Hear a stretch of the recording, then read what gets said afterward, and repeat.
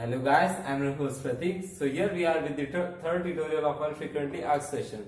So when we talk about the next question, it is define a variable. So when we talk about the variables, the first question is define a variable. So the first question, that variable, first of all we should know what variables are. That means it is derived from the two words that are vary and able. That means anything that can vary. So the term variables in the Java is it is a type of memory space. It is a type of named memory space whose value can be either 5, we can say either 8, or we can say it can have any value, and these values can change from time to time. So variables are the named memory spaces. They are the named memory spaces whose value can vary from one value to another. So the next question is differentiate between the Boolean literals and the character literals. See, first of all we should know what literals are. When we talk about the literals are the some constant values in our program. Those are known as literals. So when we talk about the Boolean literals and the character literals, see, Boolean deals with the either true, it can be either true or false. That means all the values which can be either true or false are known as Boolean literals. When we talk about the character literals, character is something which is enclosed in single quotes, So these character literals are the we can say it can be number, it can be alphabets, it can any sign or symbol which are enclosed in these single quotes are known as character literals. So next question is the differentiate between 1 point difference. Wait a second, it is asking 1 point difference between unary and binary operator. See, the unary means it literally means uni. That means unary operators are the operators which can perform operations on single operand. That means anything that can perform operations on single value are known as unary operators. When we talk about the binary operators, see the word name binary means by, that means two. So that means operations performed on the two or more values, we can say two values are known as binary operators. Operators which performs values on the two operands or values are known as binary operators. So next question is what is difference between L value and R value. When we talk about the L value and the R value, first of all we should know what values are. How many types of values a variable can have. Actually, variable has two types of memory. One is the actual value which it is holding, and another one is at which the particular variable is present. So the address of the variable is known as the actual address of the variable is known as its L value, that means location value, and the R value is the real value which it is holding is known as R, we can say R value of the particular variable. So the basic difference we can see with we can take an example. Let's suppose we have int a equal to 5. So the value 5 is the R value, that means real value, and where the variable a is present, we can say 1001. Since this 1001 is known as L value, that means location. So the next question is write what is the primitive data types initial value. See, the basic primitive data types are byte, Boolean, short, char, float, int, long, and doubles. So let's start with the first one. Byte is having 0 as the initial value. Boolean is having false.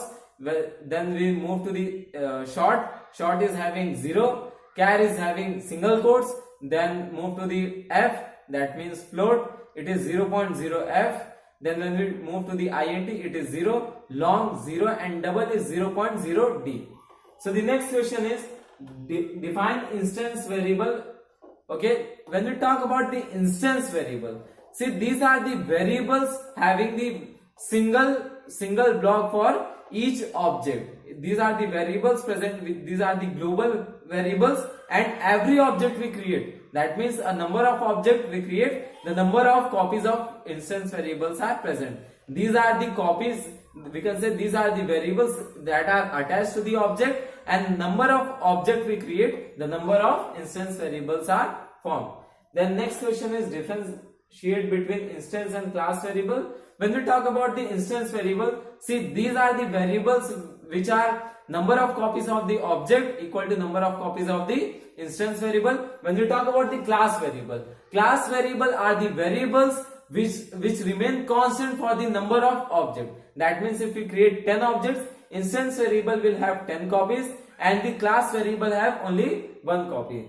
So when we move to the next question, the next question is, what is difference between the next question is, explain the term typecasting.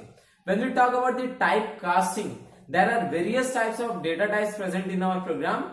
So the typecasting is the features provided by our developers which help us to convert the one data type into another. It is the process of converting one data type into the another is known as typecasting.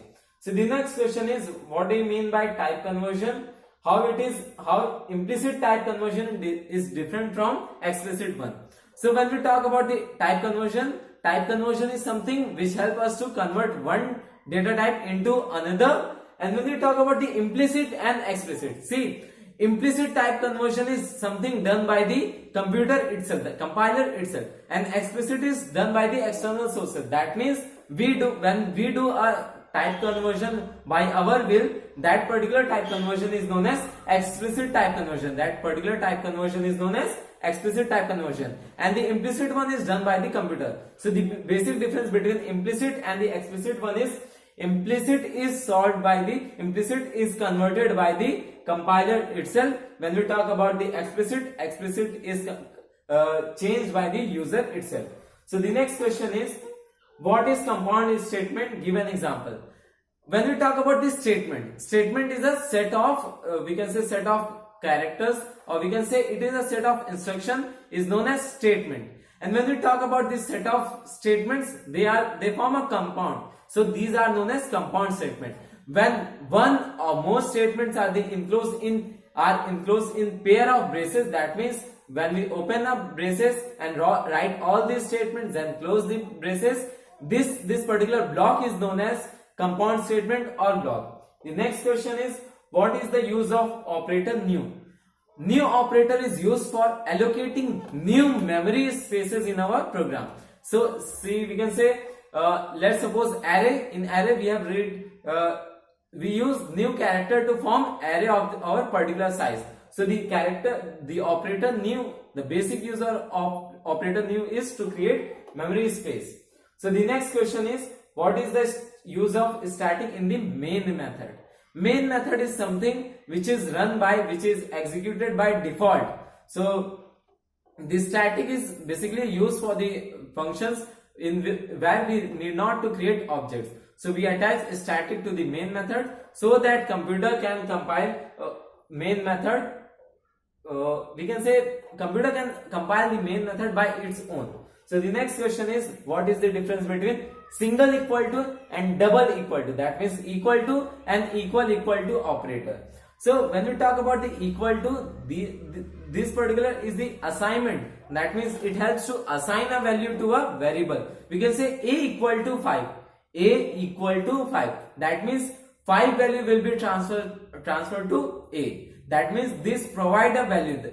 This particular equal to is an assignment which helps to provide a value to a variable. When we talk about the double equal to, it is a relational operator. That means it compares both the conditions. We can say a equal to 5. That means whether a is equal to value 5 or not. So double equal to is the relational operator, while single equal to is the we can say assignment. The next question is, what is difference between slash and modulus? We can say divide and modulus. So divide is something which gives us quotient, and mod is something which gives us remainder. For example, we can say we are having 5 divided by 2. The quotient will be 2. 5 divided by 2, that means 2 2s are 4. Then our quotient will be 2. When we talk about the modulus will return the we can say modulus will return the remainder part. That means 5 divided by 2. The remainder will be 2 2s are 4. Then remainder will be 1. So the basic thing that modulus give us is remainder. So that's all about this tutorial. Thank you. Thanks a lot.